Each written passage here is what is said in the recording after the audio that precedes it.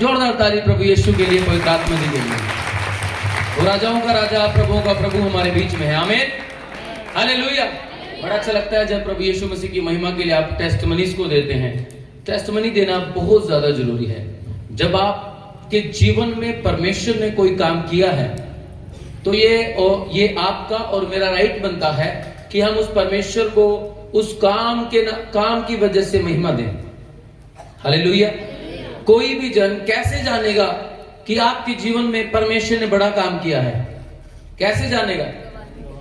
जब हम गवाही को देंगे, जब हम अपनी टेस्टमनी को शेयर करेंगे। तो हमारे लिए अपने जीवन की गवाही को शेयर करना बहुत ज्यादा जरूरी है। एक बार नहीं, हजारों बार, जितनी भी बार आपको मौका मिले अपनी टेस्टमनी को जरूर अपने पड़ोसी को, अपने फ्रेंड्स को, अपने रिश्तेदारों को, जहां भी आपको मौका मिले आप अपने जीवन की गवाही को जरूर दें। Hallelujah, hallelujah. मैं हमेशा जब मैं स्टूडेंट्स को पढ़ाता हूं, जब मैं टीचिंग को देता हूं, तो मैं एक बात अपने बच्चों को हमेशा स्टार्टिंग में ही बात करता हूं, पूछता हूं कि एजुकेट पर्सन कौन है? आखिर जो पढ़ा लिखा जो व्यक्ति है वो कौन है? बहुत सारे बच्चे बताते हैं, पास्टर जी जो 8वीं तक पढ़ा हुआ है, पास्टर जी जो 10वीं तक पढ़ा हुआ है, पास्टर जी जो 12वीं तक पढ़ा हुआ है, पास्टर जी जो उससे ऊपर BA, MA, फिर आगे और डिग्रीज, फिर और डिग्रीज, डॉक्टरेट की डिग्री आगे तक पहुंच जाता है। बोलते हैं सर वो है एजुकेट पर्सन, वो है पढ़ा लिखा व्यक्ति। पर जब मैं उनको ये बताता हूं कि पढ़ा लिखा व्यक्ति सिर्फ और सिर्फ वो है जो शिक्षा को लेता है और उसको अपने जीवन में अप्लाई करता है और उसके जीवन से वो शिक्षा दिखाई देती है, तो ही वो पढ़ा लिखा व्यक्ति है। अदरवाइज वो पढ़ा लिखा अनपढ़ है।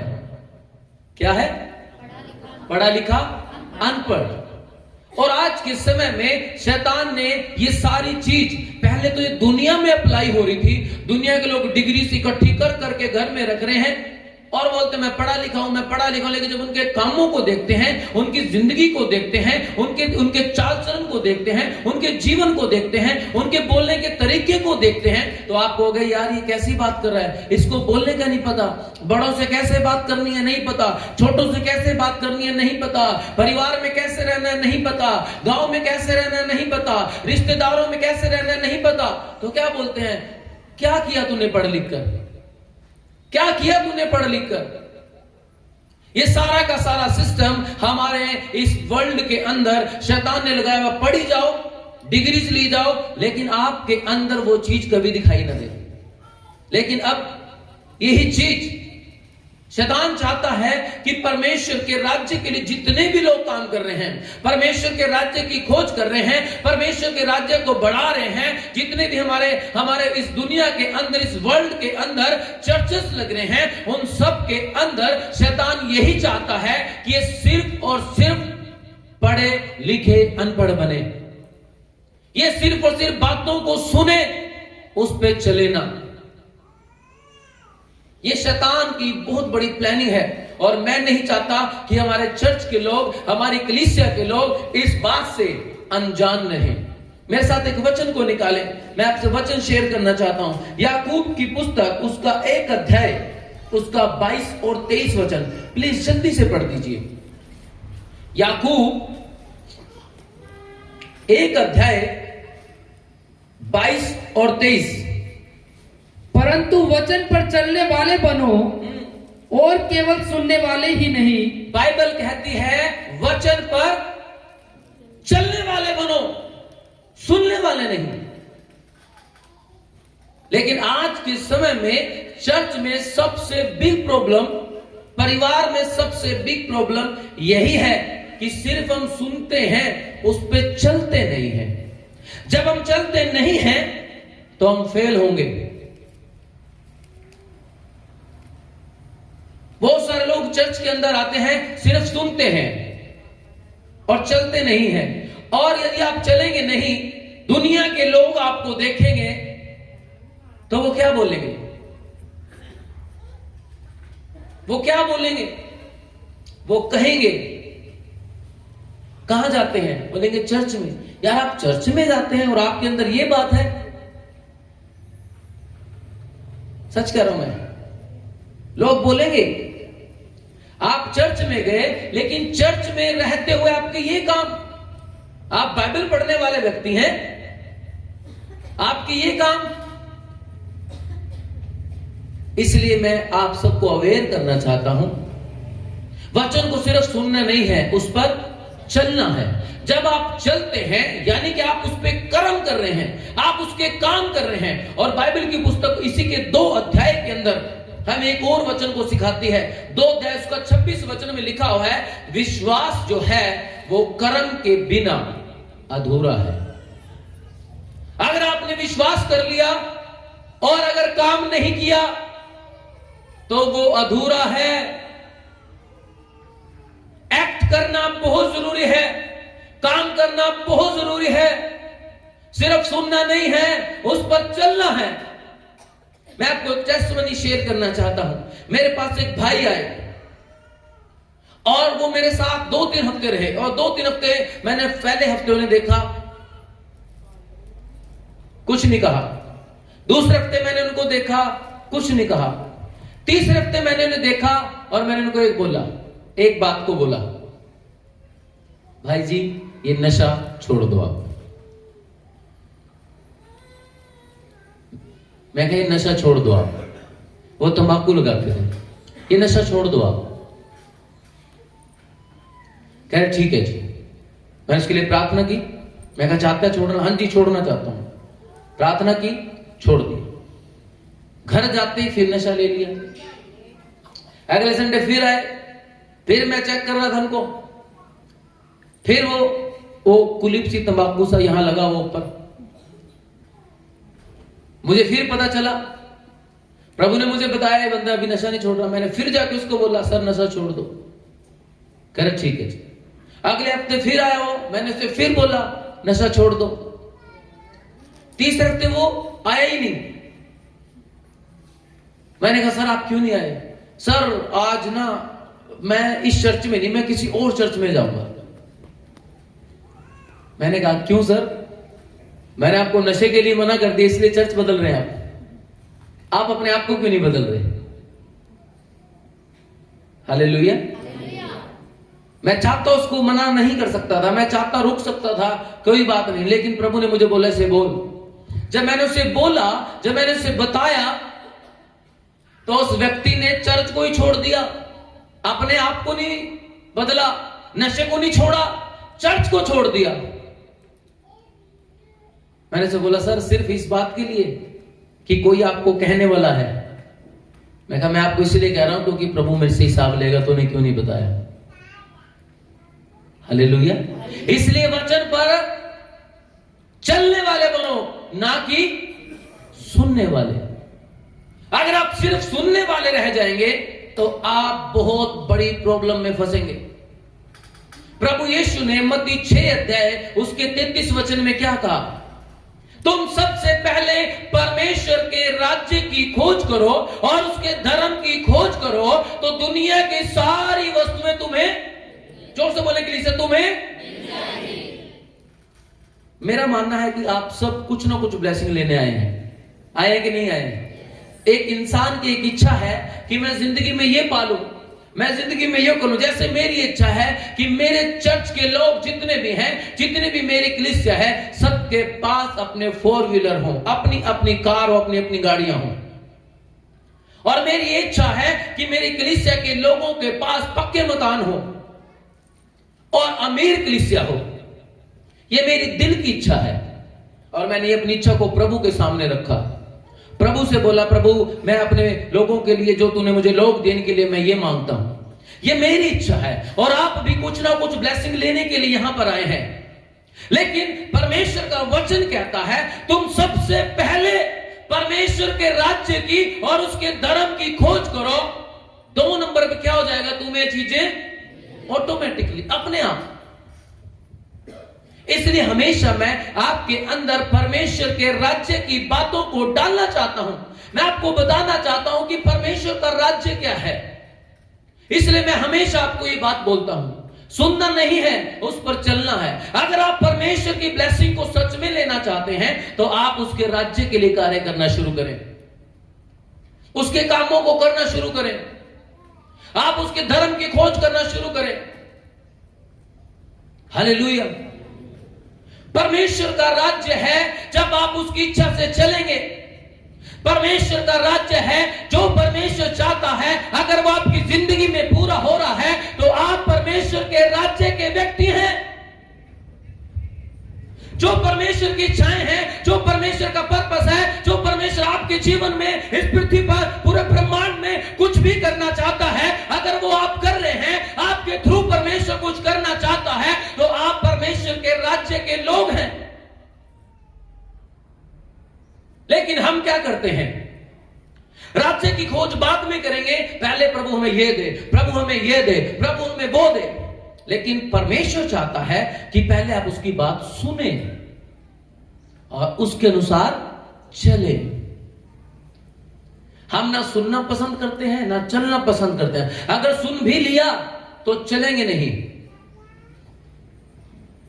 मैं आपको एक छोटी सी कहानी बताना चाहता हूं। लूका की पुस्तक 18 अध्याय के अंदर, प्लीज निकाल लीजिए, उसका एक वचन से आप मेरे साथ पढ़ना शुरू कीजिए। लूका की पुस्तक 18 अध्याय पढ़िएगा सर जल्दी से। हालेलुया, जोर से बोले हालेलुया, हालेलुया। पढ़िए सर पहला वचन। फिर उसने इसके विषय में कि नित्य प्रार्थना करना और हियाव न छोड़ना चाहिए, उनसे यह दृष्टांत कहा। यीशु मसीह ने यह कहा कि नित्य प्रार्थना करनी चाहिए और हिम्मत नहीं हारनी चाहिए। कभी भी आपको हार नहीं माननी है। कभी भी ये नहीं सोचना आज मैंने प्रार्थना की थी और मुझे ये नहीं मिला, मैं 2 दिन से प्रेयर कर रहा हूं मेरे लिए नहीं हुआ, मैं 4 दिन से कर रहा हूं मेरे लिए नहीं हुआ, मैं 1 हफ्ते से कर रहा हूं मेरे लिए नहीं हुआ, मैं 1 महीने से कर रहा हूं मेरे लिए नहीं हुआ, मैं 1 साल से कर रहा हूं मेरे लिए नहीं हुआ। प्रभु यीशु कहते हैं कंसिस्टेंसी, किसी भी चीज को लगातार करते रहना, किसी भी चीज को छोड़ना नहीं है, हिम्मत नहीं हारनी है। जिस भी काम को आप करने के लिए खड़े हो गए, उस काम को जब तक वो खत्म ना हो जाए उसको छोड़ना नहीं है। यीशु मसीह मेरे से और आपसे उम्मीद करता है कि हम वो काम करें।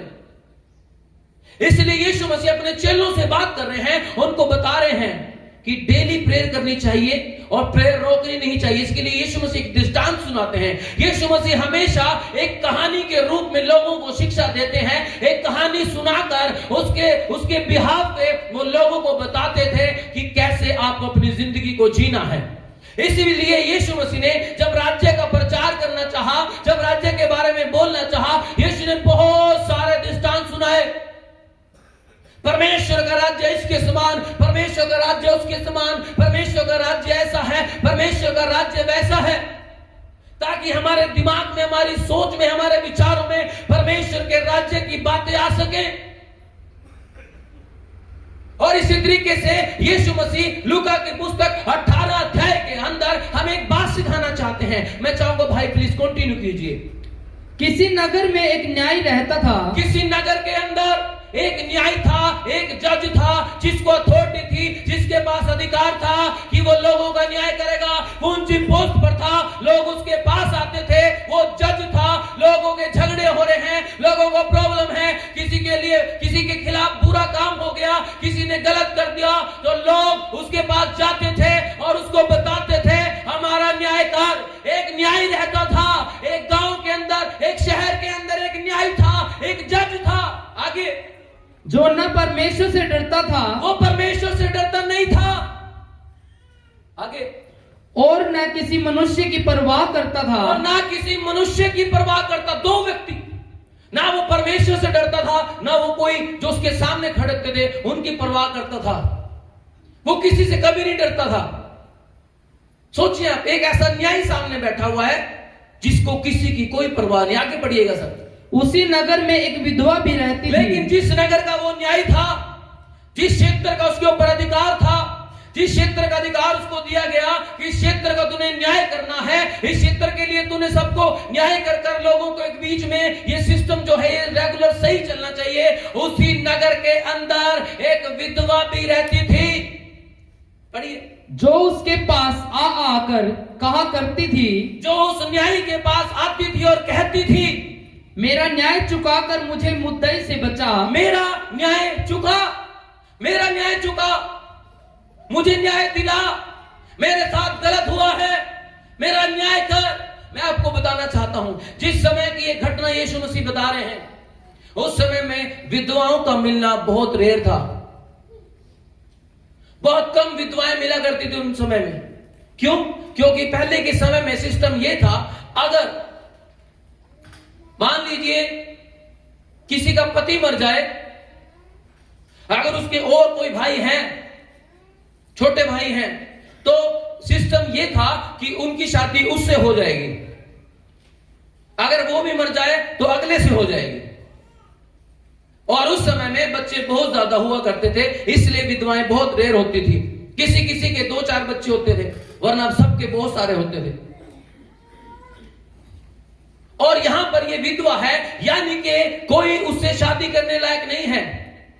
उसी परिवार के अंदर उसकी शादी होती थी, उसके भाइयों के बीच में ही, जो उसका पति होता था। लेकिन उसका कोई भाई नहीं है, हो सकता है हो, या वो मर गए हैं, उनकी पहले ही शादी हो रखी हो, या क्या सिस्टम हो। लेकिन उस समय में, पहले समय में, ये विधवाएं बहुत रेयर हुआ करती थी। और एक ही विधवा है, यानी कि उसके आगे पीछे कोई नहीं है, उससे शादी करने वाला कोई नहीं है, उसकी देख रेख करने वाला कोई नहीं है, कि उसका भरोसा किसी के ऊपर नहीं है, कोई इसको सपोर्ट करने वाला नहीं है। वो विधवा है, उसके आगे पीछे कोई नहीं है। वो न्यायी के पास आती है, उसके साथ गलत हुआ, उसका कोई नहीं है बचाने वाला, उसका कोई नहीं है छुड़ाने वाला, उसका कोई नहीं उसकी ओर से बात करने वाला। वो न्यायी के पास आती है। हो सकता है मेरी और आपकी जिंदगी में भी ऐसा होता हो, ना हमारे साथ रिश्तेदार खड़े हैं, ना हमारा कोई पड़ोसी खड़ा है, ना हमारे कोई यार दोस्त खड़े हैं, लेकिन हमारे साथ एक व्यक्ति खड़ा है जिस न्यायी के पास आप जा सकते हैं। उसका नाम प्रभु यीशु मसीह है। हालेलुया। आपके पास एक है जिसके पास आप जा सकते हैं, उसका नाम प्रभु यीशु। इस विधवा के पास और कोई नहीं है, ये किसी को नहीं जानती, ये न्याय के पास पहुंचती है, उस जज के पास पहुंचती है, मेरा न्याय चुका, मेरा न्याय कर। लेकिन इस कहानी में थोड़ा सा ट्विस्ट है, पढ़िए जरा के। कुछ समय तक तो वह न माना, वो न्याय उसकी मान ही नहीं रहा, वो न्याय उसकी सुन ही नहीं रहा, वो न्याय उसका न्याय कर नहीं रहा, इग्नोर कर रहा है। इसका कोई नहीं है, अगर मैं इसका न्याय भी ना चुकाऊं तो मुझे कहने वाला कोई नहीं है। दूसरी बात, वो लोगों की परवाह नहीं करता। एक और बात, ना वो परमेश्वर से डरता है, वो इतना अन्यायी है, उसको कोई लेना देना नहीं किसी से। सोचिए, जो बंदा परमेश्वर से नहीं डरता, वो इंसानों की क्या वैल्यू रखेगा? कुछ नहीं रखेगा। वो नहीं माना आगे, परंतु अंत में मन में विचार कर कहा, यद्यपि मैं न परमेश्वर से डरता और न मनुष्यों की कुछ परवाह करता हूं, तो भी यह विधवा मुझे सताती रहती है। हालेलुया। वो कह रहा है, ना मैं परमेश्वर से डर रहा हूं, ना लोगों की परवाह कर रहा हूं, लेकिन ये विधवा मुझे तंग कर रही है। अब आप उस विधवा की क्वालिटी देखिए। उसकी क्वालिटी ये है कि न्याय उसकी बात नहीं सुन रहा है, लेकिन वो बार बार उसके दरवाजे पर जा रही है, बार बार उसके जो कोर्ट रूम है उसमें जा रही है और बोल रही है, मेरा न्याय चुका, मेरा न्याय कर, मेरा जो केस है वो तेरे सामने आया है, मेरे न्याय को चुका। बार बार वो विधवा जा रही है। और हम क्या करते हैं? ज्यादातर एक संडे गए, प्रभु ने कुछ नहीं किया, अगले संडे मिस कर दो, उससे अगले 2-3 संडे जाएंगे, प्रभु ने कुछ किया तो ठीक है, नहीं बस जय मसीह की। 1-2 बार घर में प्रार्थना करूंगा, अगर मेरी प्रार्थना प्रभु ने सुन ली तो ठीक है, नहीं जय मसीह की, बस फिर मैं कभी प्रेयर नहीं करूंगा। फास्टिंग के लिए बोला है, मैं फास्टिंग कर रहा हूं 2-3 हफ्ते से, मुझे कुछ मिल तो रहा नहीं, छोड़ देंगे आप, शैतान हमारे दिमाग में ये खेल खेलता है, हमारे दिमाग में हमारे सामने सिचुएशन ऐसी खड़ी कर देता है जब आपको लगेगा कुछ नहीं हो रहा है, आपकी प्रार्थना का कोई आंसर नहीं है, आप प्रार्थना कर रहे हैं, आप घुटने टेक रहे हैं, आपको पवित्र आत्मा की तरफ से कुछ भी नहीं हो रहा है, आपको यीशु की तरफ से कुछ भी नहीं हो रहा है, आप प्रार्थना कर रहे हैं, आपको ऐसा लग रहा है मेरे रूम में कोई भी नहीं है, लेकिन कोर्ट रूम मैं आपको बता दूं, आपके लिए जो आपका जो कोर्ट रूम है 24 घंटे खुला हुआ है। हालेलुया। और उसका एक ही जज है, वो है प्रभु यीशु मसीह। Hallelujah, hallelujah. आपके लिए कोर्ट रूम खुला हुआ है 24 घंटे के लिए। वो आपकी नहीं सुन रहा, वो आपको कुछ सिखाना चाहता है, वो आपकी प्रार्थना को उत्तर नहीं दे रहा, इसमें आपकी भलाई है। परमेश्वर राइट समय पर, जो उसका सही समय होता है, उस समय पर कार्य करता है। ये अन्यायी व्यक्ति उस विधवा का न्याय नहीं चुका रहा है, लेकिन बोलता है इसने मेरी नाक में दम कर दिया है, और कहता है कि मैं इसका न्याय चुकाऊंगा। आगे यीशु मसीह कहते हैं क्या परमेश्वर अपने चुने हुओं का न्याय नहीं चुकाएगा? हालेलुया। और कहते हैं जो रात दिन उसकी दुहाई देते हैं, रात दिन दुहाई देनी पड़ती है, हर चीज की कीमत है। परमेश्वर के पास आप आए, प्रभु ने आपके जीवन में चमत्कार किया, परमेश्वर आपको ये दिखा रहे हैं कि मैं सर्वशक्तिमान हूं। आप फिर आए परमेश्वर के पास, प्रभु ने दिखा दिया कि मैं ये हूं। फिर परमेश्वर कहता है अब तो मेरे साथ रिलेशनशिप बना। प्रार्थना का मतलब है आपका परमेश्वर के साथ रिश्ता। अगर हम प्रार्थना ही नहीं कर रहे हैं तो मेरा और आपका रिश्ता नहीं होगा। आप दुनिया में देखें, कई बार कहते हैं मेरे रिश्तेदार हैं, अगर रिश्तेदार साल साल में फोन करें, आपको क्या पता उसके घर में क्या चल रहा है। कई साल बाद आप किसी बच्चे को देखते हैं, उनके छोटे, अरे तू तो इतना बड़ा हो गया। भाई बड़ा तो होना था, कभी मिले तो है नहीं आप जाकर, है कि नहीं? अब हम हर हफ्ते मिलते हैं कि नहीं मिलते हैं? हमें पता है किसके बच्चे कितने ऐसे इधर बढ़ रहे हैं, हमें सब पता है। किसको गड्डी मिल गई, किसको घर मिल गया, किसके काम बन गए, हमें क्यों पता है? बताइए क्यों पता है? क्योंकि हम टच में हैं, हम संगति में हैं, हम एक दूसरे से मिलते हैं।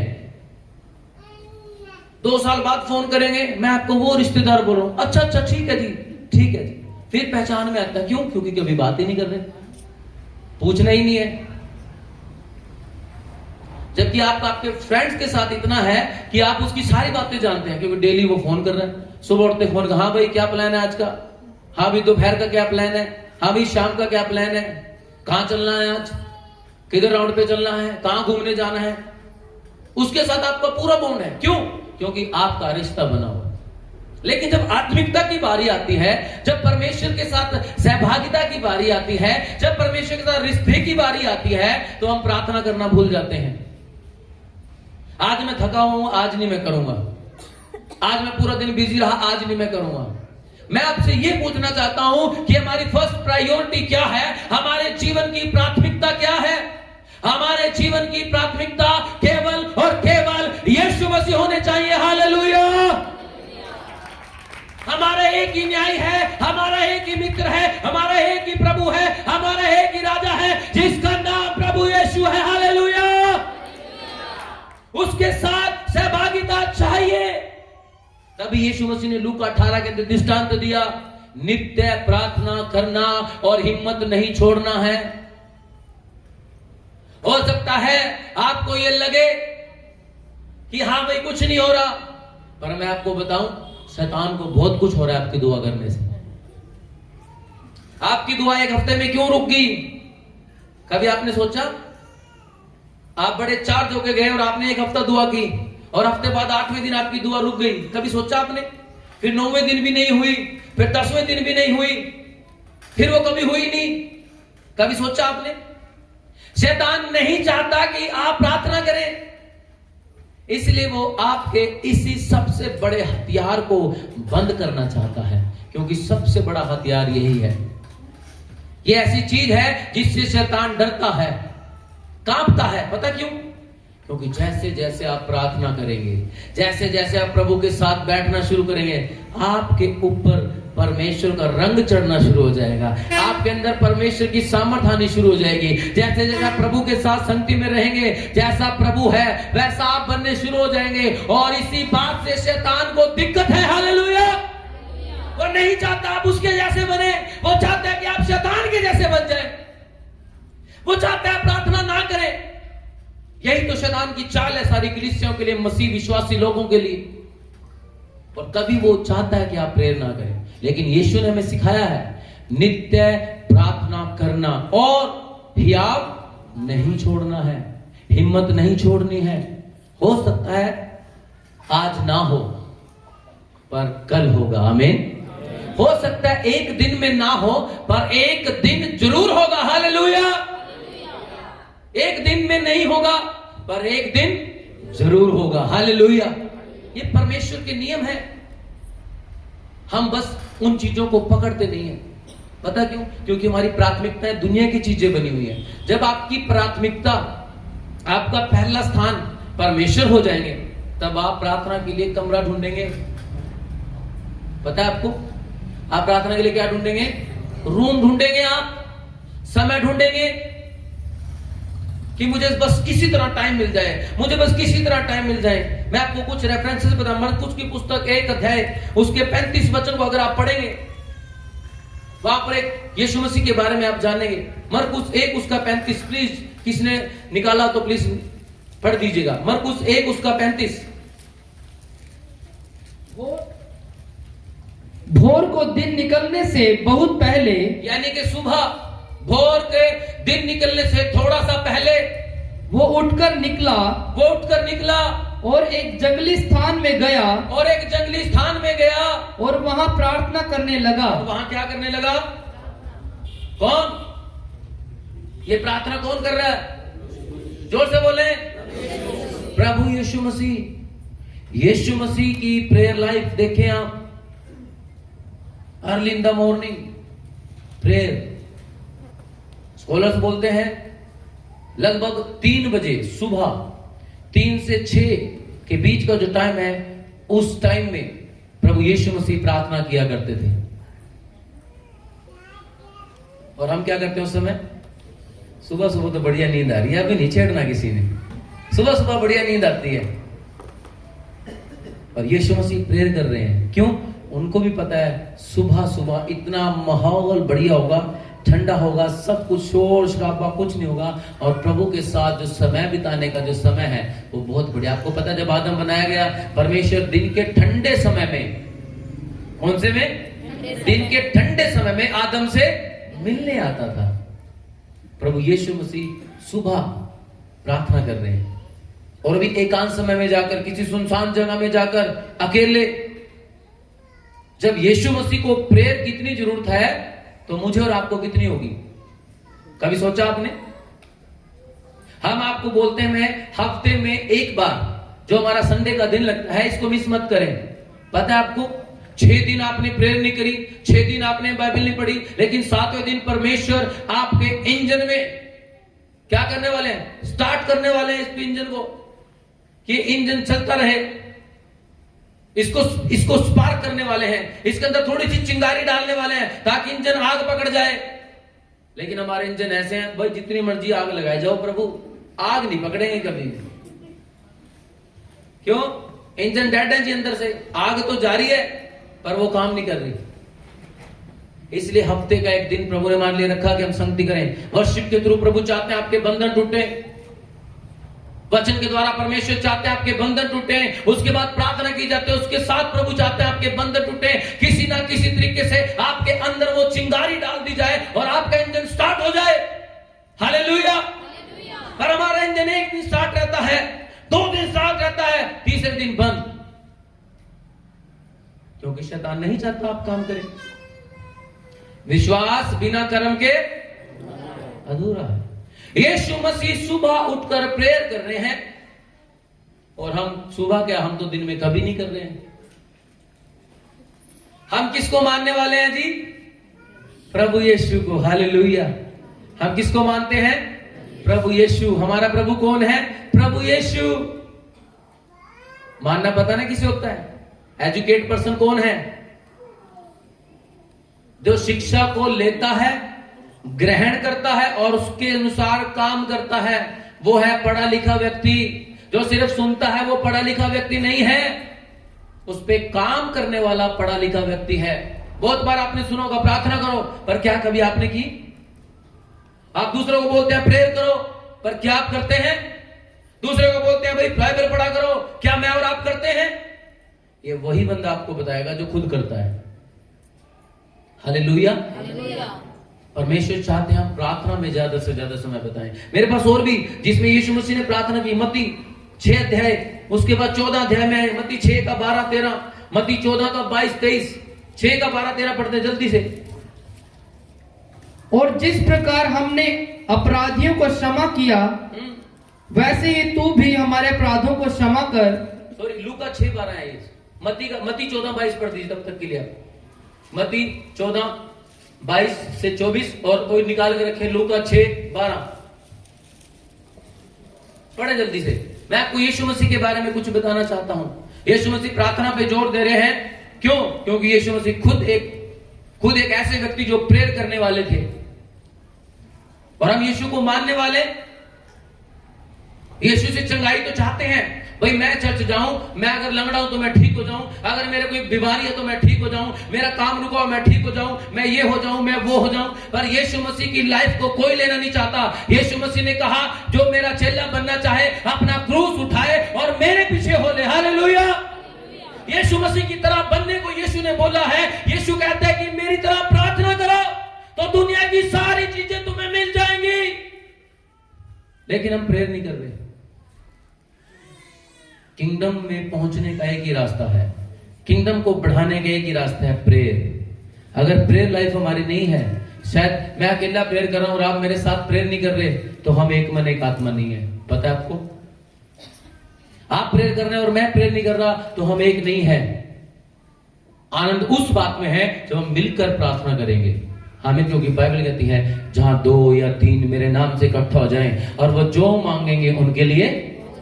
हमें क्या मांगना है?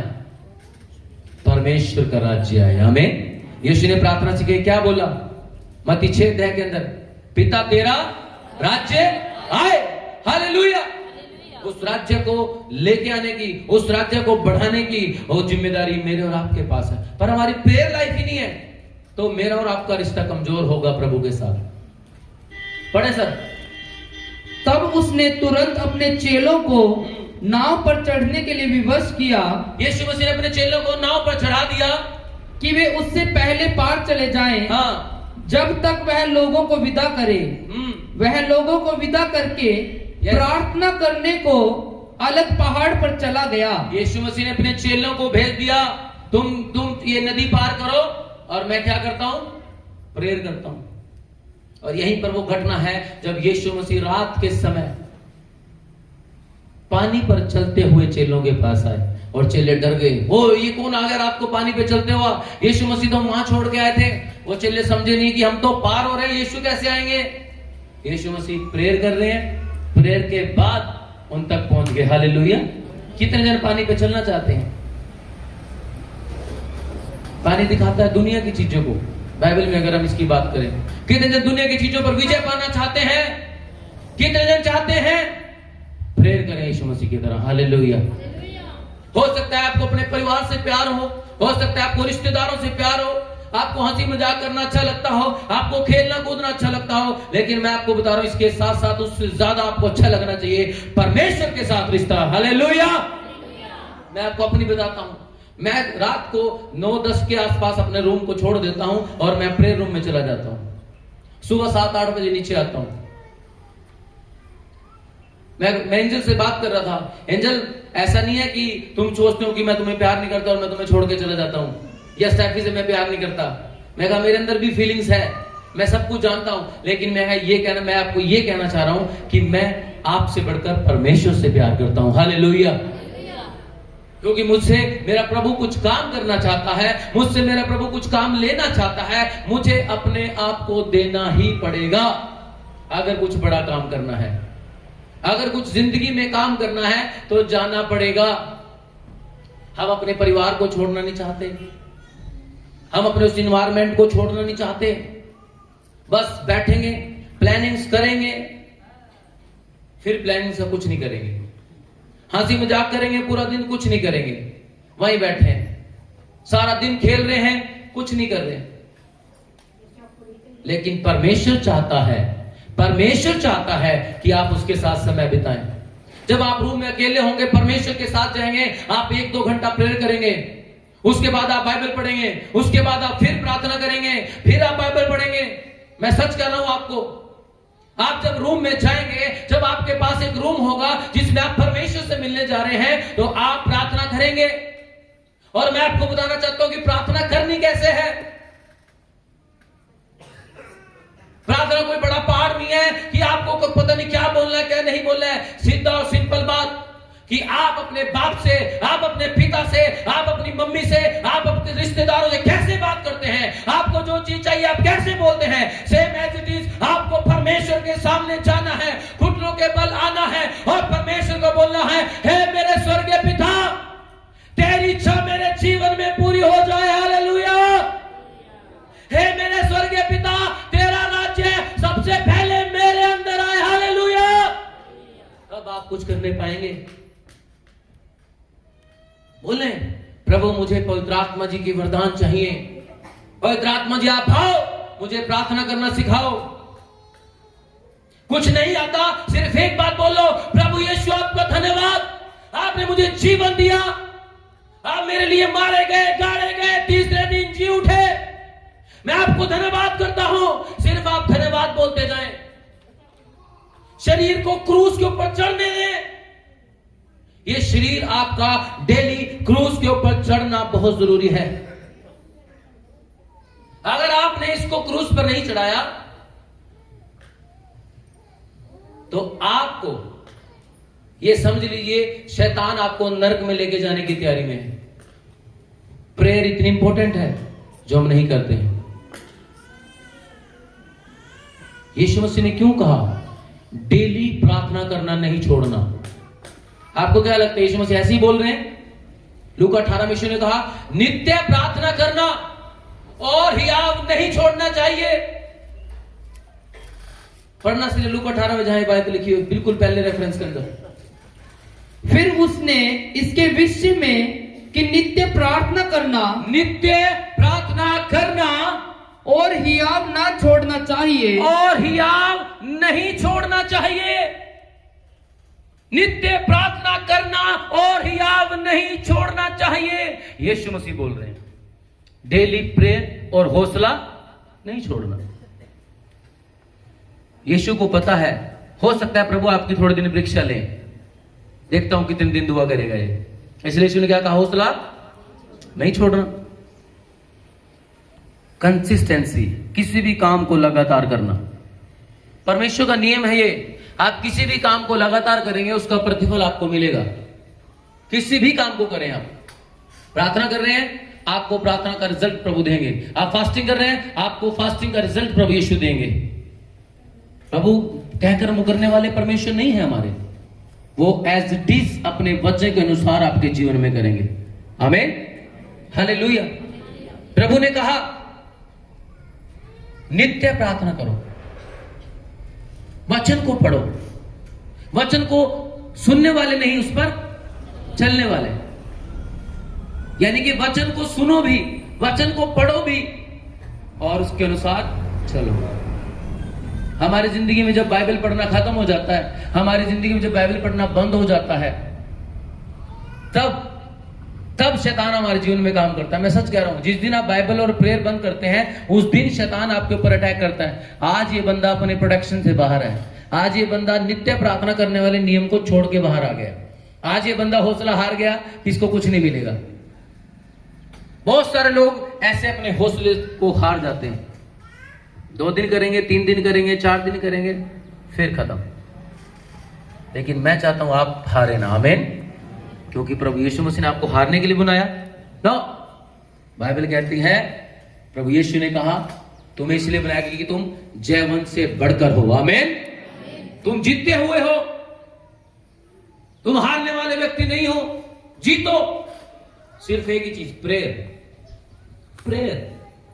और मैं सच बताऊं, जब आप प्रेयर करेंगे ना, पवित्र आत्मा आपको सिखाएंगे क्या बोलना है। आपने बाइबल पढ़ना है, 5-10 चैप्टर पढ़ो, दिमाग में याद रखो और प्रार्थना में बैठ जाओ। प्रार्थना में बैठो, सिर्फ धन्यवाद करो, प्रभु की स्तुति करो, प्रभु की आराधना करो, बस बैठे रहो। पवित्र आत्मा सिखाएगा क्या बोलना है, क्या नहीं बोलना है। मैं 2017 से फास्टिंग कर रहा हूं। कितने साल से? 2017 से। बार बार एक ही काम करने के लिए 2017 से कभी 40 कर लिए, फिर 40 कर लिए, फिर 40 कर लिए, फिर डे के 40 कर लिए, फिर भी 7 दिन के कर लिए, 11 दिन के कर लिए, 14 दिन के कर लिए, 21 दिन के कर लिए, 3 दिन के कर लिए, डे के कर लिए, डे नाइट कर लिए। क्योंकि प्रभु यीशु ने कहा था कि अगर दुष्ट आत्माओं के ऊपर, ऐसी दुष्ट आत्मा के ऊपर जो लोगों को अंधा, लंगड़ा, गूंगा, बहरा कर देती हैं, ऐसी बीमारियां जो लोगों से नहीं जाती, अगर आप उनको शैतान के चंगुल से लोगों को छुड़ाना चाहते हो तो आपको फास्टिंग की जरूरत पड़ेगी। ये जो जाती है, ये बिना उपवास के और प्रार्थना के नहीं जाती है, तो आपको उसके लिए काम करना पड़ेगा। आमीन। 2017 से 2025 हो गए, कितने साल हो गए? लगभग 8 साल। 8 साल से लगातार उस काम को किया जा रहा है। आपको क्या लगता है कि प्रभु यीशु मसीह उसका रिजल्ट नहीं देंगे, हमें उसका प्रतिफल नहीं देंगे? मिलेगा। आमीन। इसलिए यीशु ने कहा नित्य प्रार्थना करना और याग नहीं छोड़ना चाहिए। इस विधवा ने अपना न्याय लिया, जो इसका राइट था वो उसने लिया, अपने उस न्याय को वो लेके हटी, अपने सही को वो लेके हटी, उसने नाक में दम कर दिया उस न्याय के, उसको देना पड़ा। लेकिन हमारा परमेश्वर उससे बढ़कर है। आमीन। उसने कहा मेरे पुत्र के नाम से मांगोगे तो तुम्हें मिलेगा, यीशु के नाम से मांगोगे तो तुम्हें मिलेगा। और दूसरी सबसे बड़ी बात, हमारे साथ हमारा परमेश्वर आत्मा के रूप में, जिसका नाम पवित्र आत्मा है, वो हमारे 24 घंटे साथ है। हालेलुया। वो कभी हमें छोड़ता ही नहीं है। बाइबल कहती है ना तो बल से, ना बुद्धि से, ना शक्ति से, केवल और केवल पवित्र आत्मा के द्वारा। हालेलुया। आप प्रार्थना कर सकते हैं पवित्र आत्मा के सामर्थ्य से। सोचिए आप, हम समय नहीं निकालते प्रभु के लिए। हमारे पास अपनी ड्यूटी जाने के लिए प्रॉपर टाइम है। 8 बजे से लेकर 6 बजे तक हमें ड्यूटी जाना है। हम पूरे तैयार तिरो के बैठ जाते हैं, सब कुछ करते हैं, लेकिन प्रभु के लिए हमारे पास समय नहीं है। क्यों नहीं है? क्योंकि हमारा प्यार नहीं है। मैंने आपको हमेशा बोला, जिससे प्यार होता है उससे डेली हाय हेलो होती है। होती है कि नहीं होती है? डेली यार दोस्त फोन करते हैं अपने दोस्तों को, लड़कियां अपनी फ्रेंड्स को फोन करते हैं, रिश्तेदारों को फोन करते हैं। एक माँ की बेटी की शादी हो गई, माँ सुबह उठ के अपनी बेटी को फोन करती है, क्या किया आज, क्या बनाया, क्या खाया, क्या पिया। बेटी माँ को फोन करके पूछ रही है मम्मी क्या किया, क्या। प्यार। अगर प्यार नहीं है तो कुछ भी नहीं। हालेलुया। परमेश्वर चाहता है उसके साथ एक रिश्ता, और रिश्ता हमेशा प्यार से बनता है। आमीन। लड़ाई से, झगड़े से नहीं बनता, दबाव से नहीं बनता। बहुत सारे लोग वचन को जानते हैं, हो सकता है आपने बाइबल 10 बार पढ़ती हो, पर क्या उस पे चले तो उसके पढ़ने का क्या फायदा? क्या कहेंगे? एजुकेटेड पर्सन है वो? कौन है वो? पढ़ा लिखा अनपढ़। बाइबल को इतनी बार पढ़ दिया पर उसकी एक भी बात उसके अंदर नहीं दिख रही। ये नहीं कहता मैं पूरी बातें उसके अंदर एकदम से आ जाएंगी, पर कुछ तो आए। मैं 10 साल पहले भी ऐसा था और 10 साल बाद भी ऐसा ही हूं। मैं 5 साल पहले ऐसा था, 5 साल बाद भी ऐसा हूं। मैं साल पहले भी ऐसा था, साल बाद भी ऐसा ही हूं। क्यों? क्योंकि हम सिर्फ सुन रहे हैं और उस पर काम नहीं कर रहे हैं। और बाइबल कहते हैं विश्वास बिना कर्म के अधूरा है। तो मेरे भाइयों बहनों, अपनी प्रेयर लाइफ को बढ़ाएं। अगर आप चाहते हैं बढ़ोतरी को, अगर आप चाहते हैं ऊंचा उठना, तो आपको अपनी प्रेयर लाइफ बढ़ानी पड़ेगी। आपको वो समय, वो रात प्रभु को देनी पड़ेगी जिससे आप उन्नति करते हैं।